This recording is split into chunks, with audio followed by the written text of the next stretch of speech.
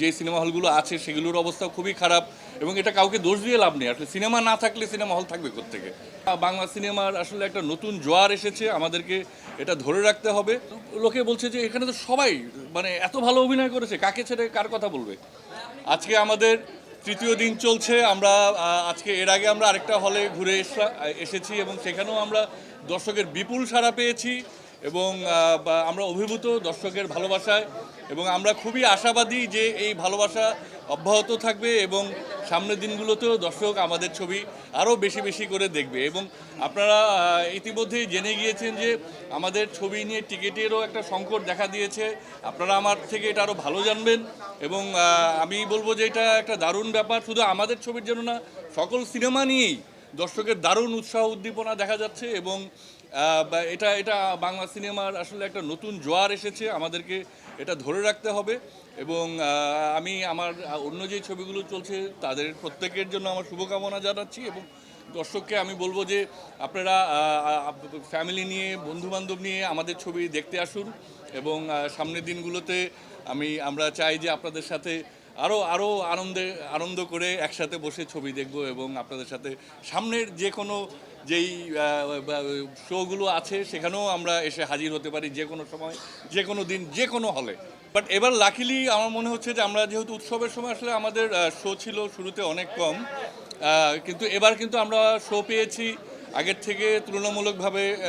বেশি, তো কাজেই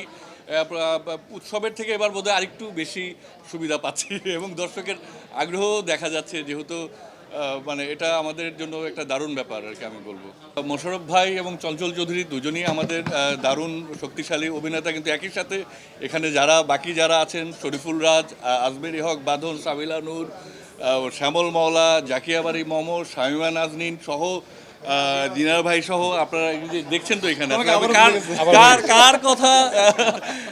এখানে কি বলবো আর কি, এখানে তো আসলে এবং আসলে আমি বলবো যে এটা ভীষণ মানে একটা দারুণ ব্যাপার, সবসময় এটা ঘটে না, এই দারুণ সমন্বয়টা যে মানে দর্শকদের কথাই বলছি, আমি আমার নিজের কথা বলছি না। আমি নিজে যখন আমরা শুটিংটা করেছিলাম তখন আমরা অত্যন্ত আনন্দ নিয়ে অত্যন্ত কি বলে যে একটা মনে হয়েছিল যে আমরা একটা বিরাট পরিবারের অংশ, যে আমরা যখন কাজটা করছিলাম এবং দর্শক যখন ছবিটা দেখলো মনে হলো যে না আমরা আমাদের কাজটা সফল, যে আমরা যাদের জন্য বানিয়েছি এবং আমরা যখন নিজেরা এই কাজটি একসাথে মিলে করেছি এবং সবাই প্রত্যেকে যে পরিশ্রম করেছেন তাদের প্রত্যেকের যে অধ্যবসায়, তাদের যেই কি ডেডিকেশন ছিল আর কি, সেটারই রিফ্লেকশন আমার মনে হয় যে আমরা পর্দায় দেখতে পাচ্ছি। যার ফলে আপনি দেখবেন যে এটা কিন্তু সবসময় ঘটে না যে একটা ছবি দেখছি লোকে বলছে যে এখানে তো সবাই মানে এত ভালো অভিনয় করেছে, কাকে ছেড়ে কার কথা বলবে? মানে আপনি যদি সুনির্দিষ্ট একজনকে আসলে এখানে বলার উপায় নাই এবং আবারও বলছি এটা কিন্তু আমার কথা না, এটা দর্শকই বলছে। তো কাজেই এই জিনিসটাই আমার কাছে মনে হয় যে সবথেকে দারুণ ব্যাপার এবং এই যে একসাথে ছবি করা, একসাথে ঘুরে বেড়ানো ছবি নিয়ে এবং এই একসাথে থাকা, এটা যেন অব্যাহত থাকে এবং আমাদের বাংলাদেশটাও যেন এভাবেই থাকে, আমরা যেন মিলেমিশে একটা বৃহৎ পরিবারের মতো একসাথে থাকতে পারি। অবশ্যই মাল্টিপ্লেক্স বাদ দিয়েও আমরা চাচ্ছি যে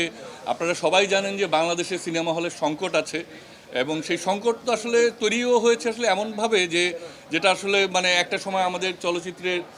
আরও দুরবস্থা ছিল আর কি, সেটার ফলাফল স্বরূপই কিন্তু আমাদের সিনেমা হল আজকে একদম কমে গিয়েছে। বিশেষ করে ঢাকার বাইরে দর্শক যারা আছেন তারা তো আসলে বঞ্চিত হচ্ছেন, সেখানে